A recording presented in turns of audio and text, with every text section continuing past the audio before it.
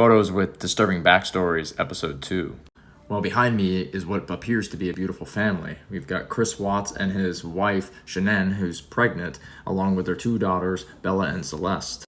Shockingly, on August 13th, 2018, Shanann and the girls would go missing. Chris would reach out to many news stations and interviews, just begging for the girls to come back home and praying for their safety, like this video here. Last question.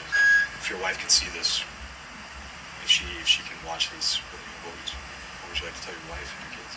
Shanann, Bella, Celeste, if you're out there, just come back. Like, if somebody has her, just please bring her back.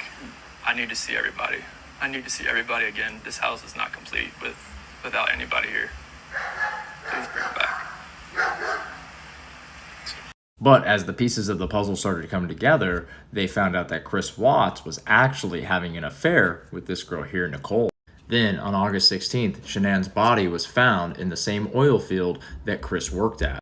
His two daughters were also found in oil tanks near where Shanann's body was buried. It was determined that Shanann was strangled while the other two girls were smothered.